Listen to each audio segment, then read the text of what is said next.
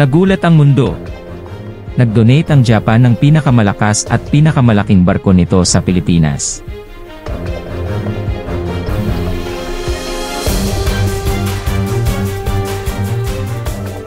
Ipinadala ng Japan ang pinakamalaking Coast Guard patrol ship nito, ang Akitsushima, sa Pilipinas.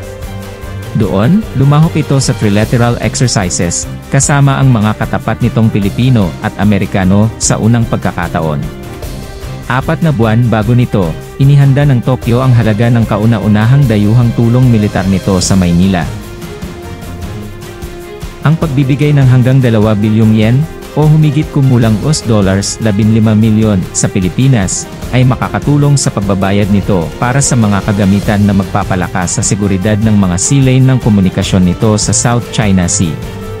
Kahit na ang laki ng package ng tulong ay medyo maliit, gayunpaman ay ipinakita nito ang lumalagong pakikipag-ugnayan sa seguridad ng Japan sa Pilipinas, isang bansa na nangunguna sa halos 2 dekada na biyahe ng Tokyo, upang palalimin ang relasyon nito sa seguridad sa Southeast Asia.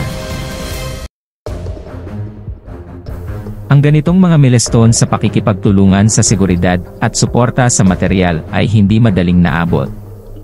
Bago maibigay ng Tokyo sa Maynila ang alinmang uri ng suporta, kailangan nitong itatag ang legal na kakayahang gawin ito. Nangangailangan niyon sa Tokyo na baguhin ang dati nitong tila hindi nababagong pacifist na mga patakaran sa seguridad, mga hakbang na nakapagpapatibay sa ilan at nakakabahala sa iba. Kapansin-pansin, kabilang sa mga higit na napasigla ay nagmula sa mga bansang sinakop ng Imperial Japan noong ikalawang digmaang pandaigdig. Noong 2014 na, ang nooy presidente ng Pilipinas na si Benigno Aquino Aya ay bumulwak. Ang mga bansang may mabuting kalooban ay makikinabang lamang kung ang pamahalaan ng Japan ay binigyan ng kapangyarihan na tumulong sa iba. Tiyak, ang agresibong pag-uugali ng China sa paligid ng karagatan ng Asya ay nakaimpluwensya sa tenor ng kanyang pahayag. Ang pagiging mapanindigan ng Beijing ay nagbunsod din sa isang nag-aalangan pa ring Japanese public na tanggapin ang pangangailangan para sa higit na pakikipag-ugnayan sa seguridad sa ibang bansa. Sa loob ng Timog Silangang Asya, ang Pilipinas ay natural na kasosyo sa seguridad para sa Japan. Ang bansa, tulad ng Japan, ay isang archipelagic na bansa na nakaranas ng patuloy na pagtaas ng pressure sa seguridad mula sa Beijing. Para sa Pilipinas, napakita iyon sa pananakot sa dagat ng mga Tsino, oportunistikong pananakop sa Mischief Reef, at pagbara sa Scarborough Shoal malapit sa pinagtatalunang Spratly Islands, Nansha sa China. Idineklara ng China ang isang Air Defense Identification Zone sa East China Sea malapit sa Japan, at hinaras ang mga sasakyang pandagat ng Japan sa paligid ng pinagtatalunang Senkaku Islands, Diaoyu sa China. Ang Japan at Pilipinas ay matagal nang magkaalyado sa kasunduan ng Amerika. Dahil dito, ang kanilang mga armadong puwersa ay matagal nang nalantad at malamang na naiimpluwensyahan ng mga kasanayang militar ng US na ginagawang mas madali ang pakikipagtulungan sa pagitan nila.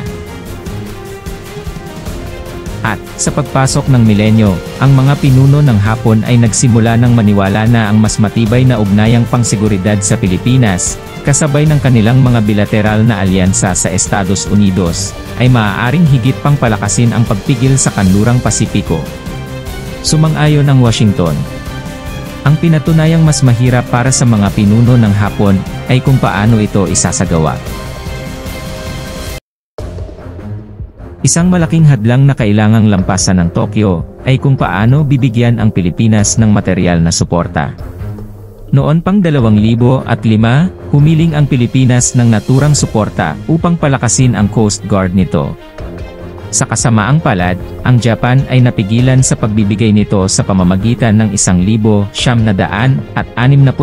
nitong patakarang 3 prinsipyo. Ipinagbawal ng patakarang iyon ang pag-export ng mga armas sa mga bansang miyembro ng bloke ng komunista, napapailalim sa mga embargo ng armas sa ilalim ng mga resolusyon ng United Nations Security Council, o nasangkot sa mga internasyonal na salungatan, at ginawa pang mas mahigpit noong 1976 upang isama ang lahat ng bansa.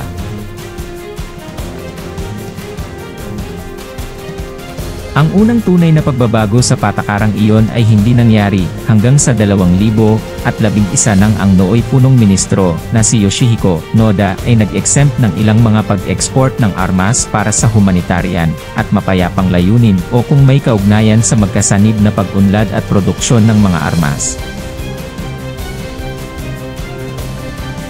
Matapos maging punong ministro ng Japan si Shinzo Abe sa pangalawang pagkakataon noong 2012, itinulak niya ang higit pang mga pagbabago. Dinala niya ang kanyang kaso sa publiko ng Hapon, at nanalo ng mahalagang tagumpay sa halalan sa mataas na kapulungan ng Japanese Diet noong 2013.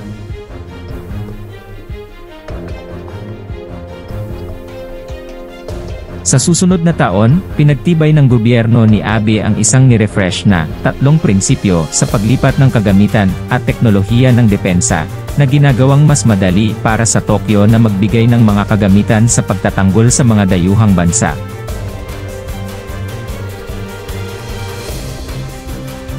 Tungkol sa Pilipinas, ang unang 2 sa mga prinsipyo ay kaagad na nasiyahan. Naniniwala ang Tokyo na ang paglilipat ng mga kagamitan sa pagtatanggol sa Pilipinas ay makikinabang sa seguridad ng Hapon, at ang Pilipinas ay hindi nasangkot sa anumang mga internasyonal na salungatan o sa paglabag sa anumang mga internasyonal na kasunduan o mga resolusyon ng United Nations. Ang pagbibigay kasiyahan sa ikatlong prinsipyo ay tumagal ng kaunti pang oras. Kinailangan ng Maynila na pumirma sa isang Defense Equipment and Technology Transfer Agreement, na naghihigpit sa pagbebenta o paglilipat ng kagamitan sa mga ikatlong partido. Nilagdaan ng Maynila noong 2016 na